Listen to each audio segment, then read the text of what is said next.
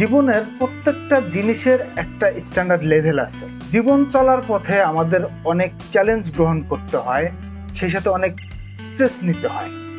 এই যে আমরা স্ট্রেস নিচ্ছি, ভবিষ্যতে আরো নিব, কিন্তু আমরা জানি না যে আমরা যে স্ট্রেস নিচ্ছি এটা বেশি নিচ্ছি না কম নিচ্ছি।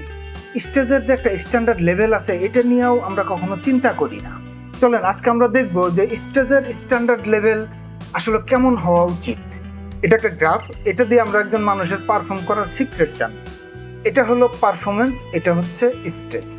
একজন স্টুডেন্টের কথা চিন্তা করি যার সামনে এক্সাম, কিন্তু তার মধ্যে কোনো স্ট্রেস নেই, জিরো স্ট্রেস। সে খাচ্ছে, দাচ্ছে, ঘুমাচ্ছে, ফেসবুক চালাচ্ছে, যা মন চায় করতেছে, তার কিন্তু এক্সাম ভালো হবে না।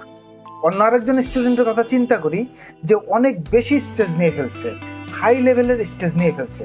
সে চিন্তা করতেছে এখন আমার কি হবে, সামনে পরীক্ষা, আমি কি করব, কি আসবে প্রশ্ন, ইত্যাদি ইত্যাদি, খাওয়া নাই, ঘুম নাই। সে প্যানিকড হয়ে গেছে, এখন কি হবে, সে নার্ভাস হয়ে যাবে, তারও এক্সাম কিন্তু ভালো হবে না। এ থেকে আমরা বুঝতে পারছি যে অনেক কম স্টেজে আমরা পারফর্ম করতে পারবো না এবং অনেক হাই স্টেজেও আমরা পারফর্ম করতে পারবো না।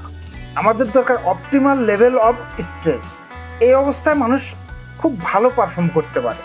এই লেভেলটা এমন যে এই লেভেলে একজন মানুষ সঠিক ডিসিশন নিতে পারে, সেই অনুযায়ী অ্যাকশন নিতে পারে, সে প্যানিক হয় না, নার্ভাস হয় না।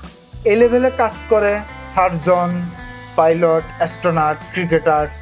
এর মানে হলো গোল মানে জিরো স্টেজ নয়, গোল মানে হাই স্টেজ নয়, গোল হচ্ছে রাইট অ্যামাউন্ট অফ স্টেজ, যেটাকে আমরা অপটিমাল লেভেল অফ স্টেজ বলে থাকি। তো এই হচ্ছে বিষয়। তো এখন মনে হয় যে আমরা যে নেক্সট স্টেজ নিব এটার স্ট্যান্ডার্ড লেভেল কিছুটা হলেও বুঝতে পারবো আমরা। তো ভালো থাকুন, সুস্থ থাকুন, থ্যাংক ইউ।